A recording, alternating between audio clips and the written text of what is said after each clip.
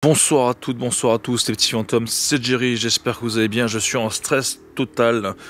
Je retourne dans l'ancien couvent, non pas celui du Grand JD, mais souvenez-vous, de toute façon je mettrai des extraits d'images, après en fin d'enquête, il y avait eu un gros poltergeist, j'étais en train de faire un débrief de fin il me semble, et de là j'entends des bruits de pas.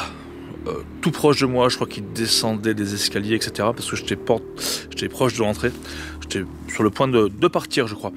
Si esprit il y a, il était vachement fourbe. Après, je sais pas. Quoi qu'il en soit, natif. Oh, je me casse. Oh, je me casse. Oh, je me casse. T'as entendu? Oh, je me casse. À la fin, donc je sors en panique, forcément. Et là, je me dis non, je suis un enquêteur du paranormal, je suis un chasseur de fantômes, il est impossible que je puisse partir alors qu'il y a justement un phénomène, c'est ce que je recherche. Donc j'étais retourné, c'était là, viens là. Ok, c'est toi, hein? T'es un démon, t'es pas le directeur, toi. Toi, t'es pas le directeur, toi. Mais là, je compte bien savoir ce qui s'est passé cette nuit-là. D'accord, donc on est pratiquement facile 2 ans après et je me trouve donc devant le couvent.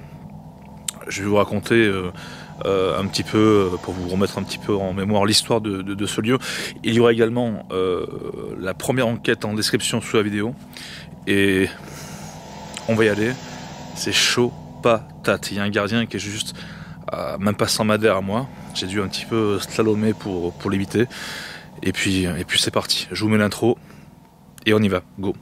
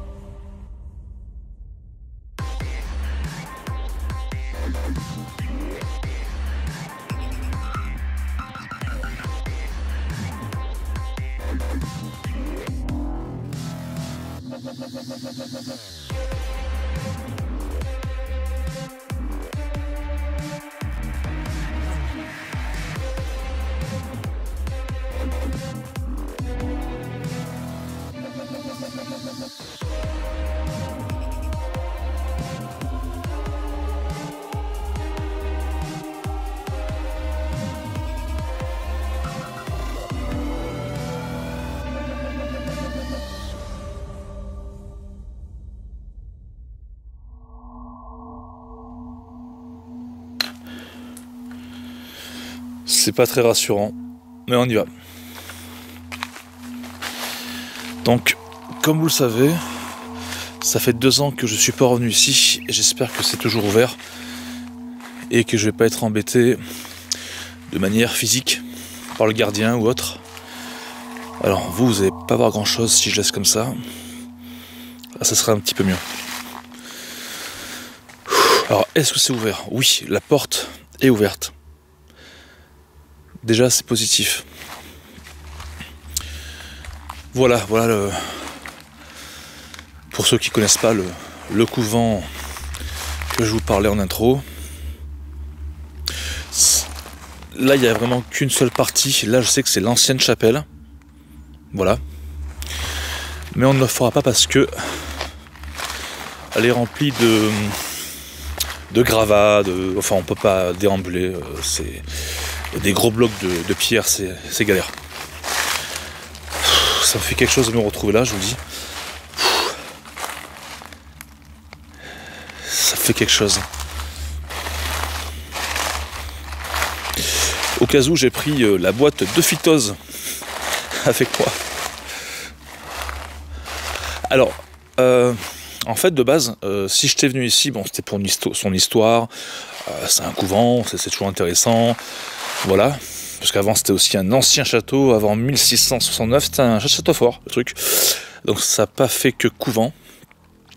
Mais parce qu'en fait, c'est le directeur d'école dans les années 60 qui s'est suicidé en se jetant de la fenêtre d'en haut, de tout là-haut. Voilà.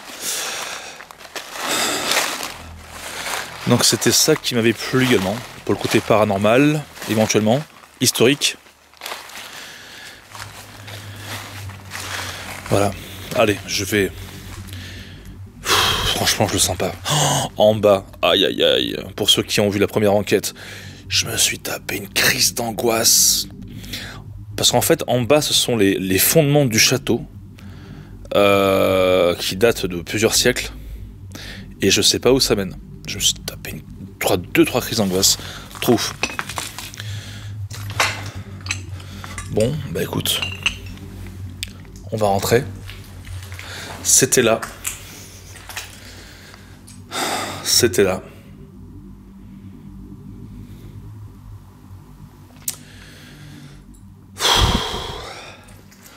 Alors ça a l'air dégradé, hein, forcément.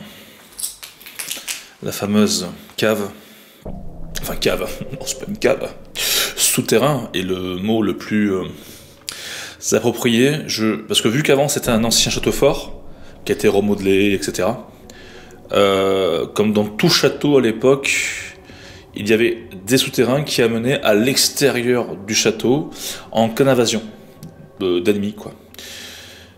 Donc il doit y avoir de très très longues galeries. Ça c'était la grande salle. Il y a marqué au fond une phrase j'espère qu'il ne m'adresse pas à moi, d'ailleurs dit à vous: la mort vous attend. Et donc,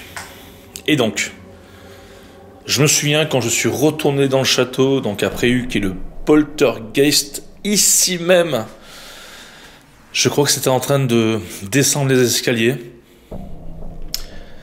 Je peux pas vous dire, je pense que c'était vers là, près de moi, et je me suis barré, j'ai fait, et puis je suis retourné, et je me suis retrouvé là, comme j'ai fait, et je suis allé dans cette pièce.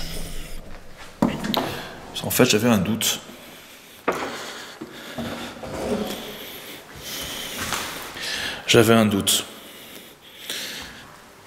Voilà, et j'avais pris un bâton, je crois. Pourquoi un bâton? Je l'ignore. Face aux forces de l'invisible, je vois pas à quoi ça servirait. Bon, dans un premier temps, ce que je propose, c'est de refaire un tour. En me présentant, en voyant si on peut capter des PVE, phénomène de voix électronique avec mon casque. Ce qui est bien, c'est que maintenant, vous avez vu, je porte toujours un casque, comme ça, s'il y a quelque chose. Et j'espère l'entendre en direct avec vous. Ouais, c'est ouf. Franchement, c'est ouf. Ouf, ouf, ouf. Bon, bah, y a une planche là qui a été enlevée, pourquoi je sais pas. Ça fait quelque chose de se retrouver ici, hein, je vous le dis. Hein. Je fais pas le fier. Voilà, priez pour moi surtout. N'hésitez pas, hein, allez-y, allumez des encens, des bougies. Et après, installez-vous confortablement sur votre canapé, fauteuil, et tout ce qui vous servira d'appui pour ces 2 heures, je pense, j'espère, d'enquête. Enfin, nous verrons bien. Bien sûr, je suis seul. Voilà. Je travaille quasiment tout seul. Si c'est pas le cas, de toute façon, vous le voyez, hein, je suis accompagné d'une abonnée ou d'un abonné ou ma compagne. Voilà. Et la grande salle. Il me semble que cette grande salle, j'ai pas trop confiance parce que le plancher n'était pas terrible. Il se dérobait un petit peu sous moi. Petit crocodile ici. Donc je vais longer le mur. Alors, il y a un truc qui me plaît pas. On a dû faire peut-être du satanisme ou quelque chose, parce que vous allez le voir. Peut-être que vous l'avez vu, mais je vais vous montrer, ne vous inquiétez pas. Là, je longe un peu. Ah, le logo de la franc-maçonnerie, qui est mal fait. Le compas et l'équerre. Big up les frérots. Ça c'est fait. Alors pourquoi je vous dis que je pense qu'il y a eu quelque chose dans cette salle de fée?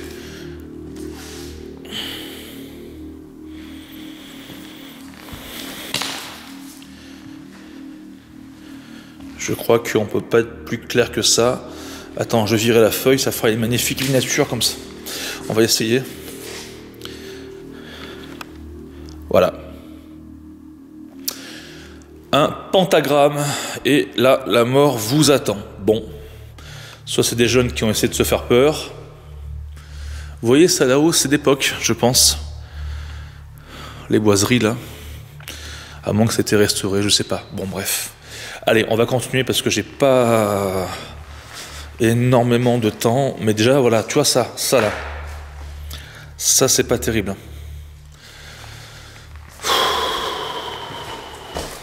C'est chaud. Attends, le focus.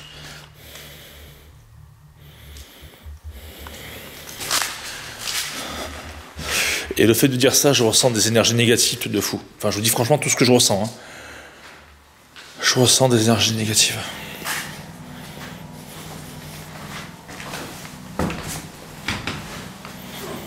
Les chiottes. Ok. Et tu vois, de l'autre côté, je vais te montrer.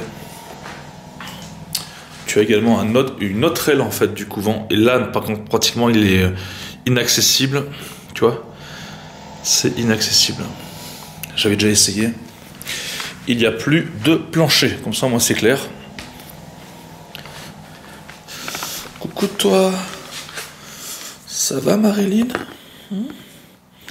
Tu es gentille, hein? Ça va? Tu fais quoi de beau ce temps-ci?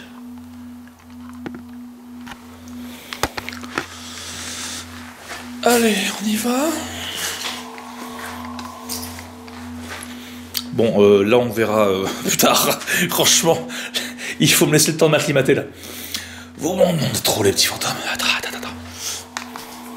Ouais, je sais, je suis en train de me parler à moi. Bah à vous, bien sûr, mais je suis seul quoi, tu vois. C'est ça le truc de dingue. La chapelle est juste là. Je retrouve encore une machine à laver. Intéressant. Bon. Et là, la chapelle. Donc, l'histoire en 2-2, hein, bon, vous avez compris, hein, dans les archives, on a l'emplacement d'un château fort ici, hein, 1669. Par la suite, ça devient un couvent. Un couvent pour de bonnes sœurs. Après, ça devient au 19e, me semble-t-il, une école. Non, pas une école. C'est pour les frères maristes. Donc, c'est une congrégation religieuse chrétienne. Cette congrégation des frères maristes, en fait, ils sont lyonnais, ils sont 3 de base, ils sont venus s'installer ici et puis dans ce couvent. Et ils ont pour but, d'instruire, d'aider les plus pauvres. Voilà.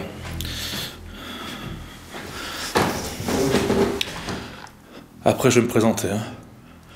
Il y a vachement de poussière. Quelqu'un est là ?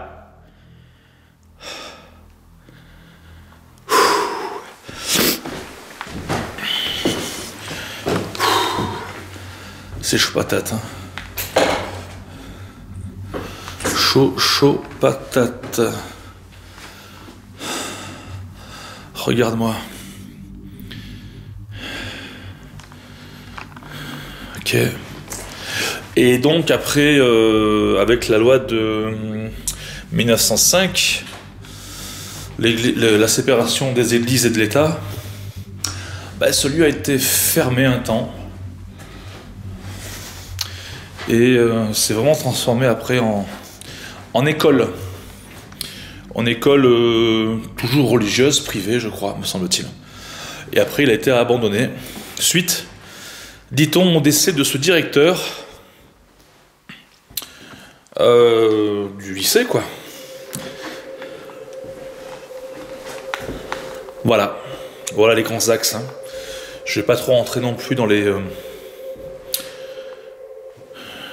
détails de ce lieu, vous savez tout. Plus ce qui m'est arrivé. Ou t'es pas content, toi? Ah, ça va, je t'ai rien fait, fais la tronche. C'est comme ça qu'on invite, tu reçois les gens, toi? Allez, ferme ta gueule, putain, t'as envie de vomir. Pardon, oui, c'est vrai, c'est une enquête. Alors. Bon, là, on va rencontrer des pièces qui vont se succéder, voilà. Bon.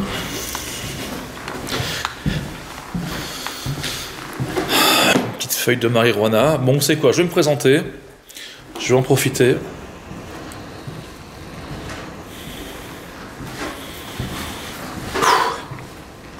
C'est chaud, hein.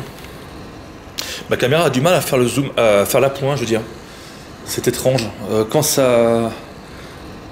Généralement, quand ça fait ça, c'est qu'en fait, il y a éventuellement, peut-être, tu vois, j'utilise bien des mots, une forte activité spirituelle qui se met entre la lumière et le caméscope, tu vois. Donc des forces énergétiques invisibles. Allez, on va se présenter. Wow, les couloirs. Hein. Encore celui-ci, ça va, il est pas très glauque, mais...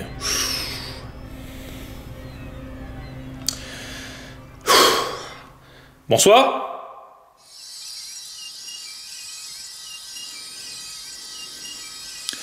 Je suis Jerry. Je suis un enquêteur du paranormal, un chasseur de fantômes.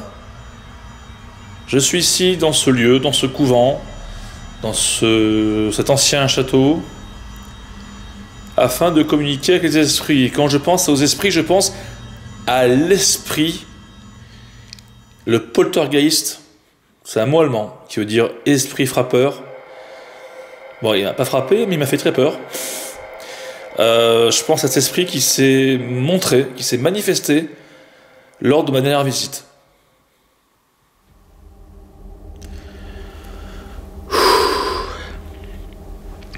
Donc s'il veut bien se